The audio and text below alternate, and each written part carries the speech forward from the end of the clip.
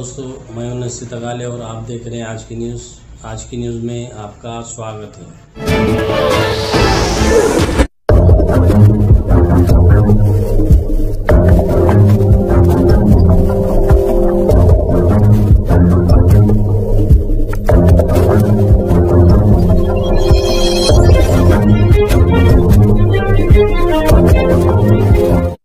दोस्तों, मैं हूं नसीत अगाले और आप देख रहे हैं आज की न्यूज़। आज की न्यूज़ में आपका स्वागत है। दोस्तों, इस बीमारी ने बहुत ज़्यादा लोगों को परेशान किया है। पिछले साल 2020 में लोग बहुत ज़्यादा परेशान हुए थे क्योंकि खाने के लिए भी पैसा नहीं था और बहुत ज़्यादा लोग गरीबी हालत में कैसा भी गुजर बसर किए हैं। लेकिन फिर एक बार 2021 में फिर इस बीमारी ने तहलका मचा रखा है हर तरफ।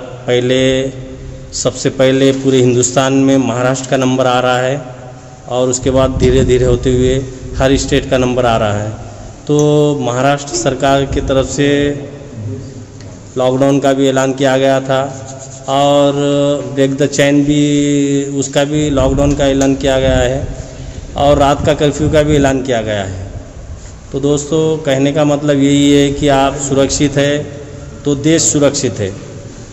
आप अपने घरों में ही रहें और अपने घर और अपने परिवार के साथ अच्छे से रहें। यही इस न्यूज़ चैनल के ज़रिए गुजारिश करना चाहता हूं दोस्तों, क्योंकि हर तरफ इस बीमारी के मरीज़ निकलने की वजह से महाराष्ट्र सरकार वैक्सीन जो कोरोना सेंटर है उसमें वैक्सीनेशन दे रही है फ्री में। तो इसमें बहुत सारे लोग डर रहे भी हैं और नहीं ले रहे हैं। कुछ मुस्लिम लोग, ज़्यादातर मुस्लिम लोगों के लिए कहना चाहता हूं मैं दोस्तों, क्योंकि मुस्लिम समाज के में एक बात ऐसी फैली हुई है कि ये वैक्सीन गलत है और इसमें कुछ गलत डाला गया है, लेकिन वैसा कुछ भी नहीं है। हमने बहुत से रिसर्च किए हैं, बहुत से नेता लोगों को मिले हैं, बहुत से मुस्लिम लोगों से भी कहा है, उलमा लोगों की मीटिंग भी की है परसों के दिन एसडीएम साहब ने। तो हमारे साथ में मेडिकल ऑफिसर जो हमारे डॉक्टर दस्तगीर सर, इन्होंने बहुत सारे उलमाओं से बात की है और दस्तगीर और उनकी टीम बहुत अच्छी काम कर रही है। उनसे बात करते हैं कि कोरोना वैक्सीन जो कैसा है और लोग कैसा क्या सपोर्ट कर रहे हैं। सर, सबसे पहले आप इस कोरोना काल में जो काम कर रहे हैं, हमारी तरफ से आपको सलाम है और काबिल तारीफ़ है। ये जो डॉक्टर जो है एक मसीहा के तौर पर काम कर रहे हैं। लोग कुछ भी बोलने दो, लेकिन हमको जहाँ तक समझता है डॉक्टर साहब कि आप बहुत अच्छा काम कर रहे हैं। लेकिन जो ये वैक्सीन ले रहे हैं लोग, इसके बारे में हर तरह की अफवाहें और हर तरह की बातें सुनने आ रही हैं। लेकिन एक आप डॉक्टर हो, एक डॉक्टर की हैसियत से आप क्या कहना चाहते हैं? आपके चैनल के माध्यम से मैं सभी लोगों से ये गुजारिश करना चाहता हूँ कि इस वैक्सीन का ज़्यादा से ज़्यादा फ़ायदा उठाएं।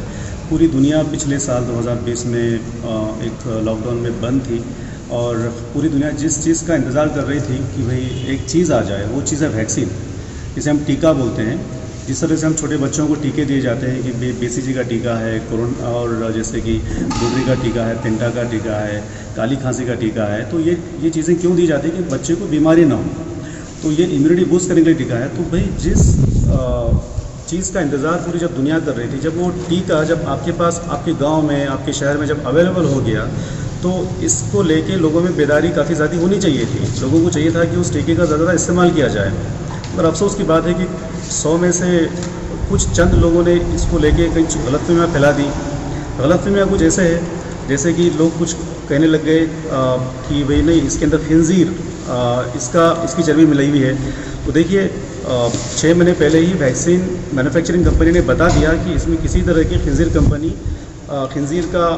की चर्बी वगैरह ऐसा कुछ मिला हुआ नहीं है, ऐसा कोई जिलेटिन नहीं है जिसमें हराम करार दिया गया इस्लाम में। और सबसे बड़ी बात है कि इस्लामी ममालिक जो 50 से 60 इस्लामी ममालिक है, तो यहाँ तो यही वैक्सीन दिए जा रहे हैं। और जो सऊदी अरेबिया और दुबई है और मलेशिया, इंडोनेशिया, बहरीन है, ये तो सबसे टॉप पे है वैक्सीन लेने के वास्ते।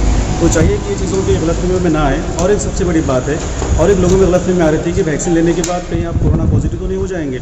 देखिए, वैक्सीन लेने के बाद भी हो सकता है कि कोरोना पॉजिटिव रिपोर्ट आ जाए, मगर ये वैक्सीन आपको वो असर नहीं करेगी जो असर अभी हो रहा है।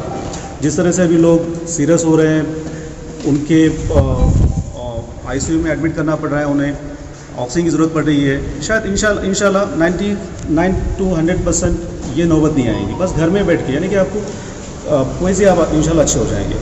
और एक तीसरी ये एक लोगों में गलतफहमी है कि इस वैक्सीन से बहुत तेज़ बुखार आ जाएगी, हार्ट अटैक आ जाएगा। अल्हम्दुलिल्लाह ऐसा कुछ भी नहीं है। अगर वैक्सीन के फ़ायदे नुकसान की मैं बात करूँगा तो वैक्सीन के फ़ायदे 100% हैं और नुकसान 0%। इसका कोई ऐसा नुकसान नहीं है। अच्छा। और बाज़ लोगों में जो बुखार की बात आ रही है, बहुत मामूली बुखार है, नहीं के बराबर है। 100 में से 10% लोगों को एक बारीक से थकावट, बदन दर्द, बुखार ऐसी है। अच्छा। तो इसके वास्ते गोलियां दी जा रही पैरासिटामोल की। अच्छा। और बस उससे आराम हो जाएगा इंशाल्लाह। वो भी तब लेना है कि अगर बदन में दर्द वगैरह हो तो ही लेना है, अदरवाइज उसकी भी कोई ज़रूरत नहीं है। अच्छा।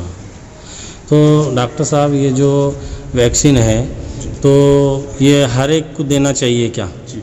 उसके क्या फ़ायदे हैं? जी बिल्कुल। देखिए, जिस तरह से अभी ये वैक्सीन की अवेलेबिलिटी है, पूरी दुनिया को इस वैक्सीन की ज़रूरत है। अल्हम्दुलिल्लाह कि पूरे अपने इंडिया में जो बहुत बड़ी मैन्युफैक्चरिंग कंपनीज़ है हैदराबाद और पुणे की, तो जिस तरह से अभी स्टॉक है 17 से 20 करोड़ का स्टॉक जो इंडिया में अवेलेबल है, तो अब भारत की आबादी 135 करोड़ आबादी है। तो जिस तरह से जिन लोगों को जान को ज़्यादा खतरा है, जैसे कि 45 साल के ऊपर के लोगों को खतरा है, तो सरकार ने ये सोचा कि जिनको खतरा ज़्यादा है, अच्छा, उन्हीं को क्यों ना पहले वैक्सीन दिया जाए। तो इसलिए 45 साल के ऊपर के लोगों के लिए, उनके लिए कोई ऐसा नहीं है कि भाई कॉन्ट्राइंडिकेशंस को नहीं है कि भाई आपको फलां लोग है तो ना लें, ऐसा कुछ नहीं है। बस आपको चाहे शुगर की बीमारी हो या फिर किडनी के मसले हो, बीपी, हार्ट या कुछ भी हो, सबको वैक्सीन लेना ही है ताकि उनकी इस बीमारी से हिफाजत की जाए, क्योंकि खतरा सबसे ज़्यादा उन्हीं को है। इंशाल्लाह कुछ वक्त के बाद में 45 साल से कम उम्र के लोगों को भी इंशाल्लाह अगले महीने से या 1.5 महीने के बाद शायद वैक्सीन स्टार्ट की जाए। सबके लिए ये वैक्सीन है? सबके लिए ये वैक्सीन है। अलग अलग है या? 2 तरह के वैक्सीन है, एक पुणे की है, अच्छा, कोविशील्ड है, और एक हैदराबाद की कोवैक्सीन है। अच्छा, टोटली सेफ वैक्सीन। अच्छा, 100% सेफ वैक्सीन। अपने पास कौन सी है भी? अपने पास अभी कोवैक्सीन आई है। अच्छा। कई जगह पर कोविशील्ड अवेलेबल है। अच्छा। और जिस तरह से अगर मैं पहला डोज अगर मैं कोवैक्सीन का लेता हूँ तो मुझे अगला डोज भी उसी वैक्सीन का लेना है। वैक्सीन में चेंज नहीं करना है। अच्छा। तो डॉक्टर साहब, बहुत सारे मुस्लिम समाज जो कि एक वाह फैलाई हुई है, एक बात फैलाई हुई है कि इसमें चर्बी है, लेकिन आप मुस्लिम डॉक्टर हो, लेकिन हमारे प्रधानमंत्री भी कह रहे हैं कि मुस्लिम डॉक्टर जो है उनको उनके समाज के लोग समझा सकते हैं। तो यहाँ पर आप एसडीएम साहब भी कल मीटिंग लेकर उलमाओं की है, तो आप भी एक मुस्लिम डॉक्टर हो, तो आप मुस्लिम समाज से क्या आह्वान करना चाहते हैं? जी, अपील, मैं दरख्वास्त, मेरी गुजारिश है, सबसे करना चाहिए, लेकिन एक समाज बोलकर है कि मुस्लिम समाज को आप किस तरीके से समझाना चाहते हैं? देखिए, आप अरब ममालिक को देखिए, अगर दुनिया में ऐसे 5 कंट्रीज देखा जाए कि जो सबसे वैक्सीनेशन में सबसे आगे है, तो वो आपको अरब ममालिक के ही कंट्रीज़ आपको नज़र आएंगे। जब वो वैक्सीन जब इतनी तादाद में ले रहे हैं, 30 to 60% वैक्सीनेशन पूरा हो गया उनका, बच्चों से लेकर बुजुर्गों तक। तो क्यों वो भी हिंदुस्तानी वैक्सीन है? हिंदुस्तानी वैक्सीन है उनके पास भी। कोविशील्ड वहाँ जा रही है, कोवैक्सीन भी वहाँ जा रही है। जी हाँ। तो ये अफवाह में न फैले, इसमें किसी भी तरह की कोई नुकसान इसमें नहीं है, ना ही तो इसमें कोई खिंजीर की कोई चर्बी मिली हुई है, और इसके कोई ऐसे साइड इफेक्ट नहीं है।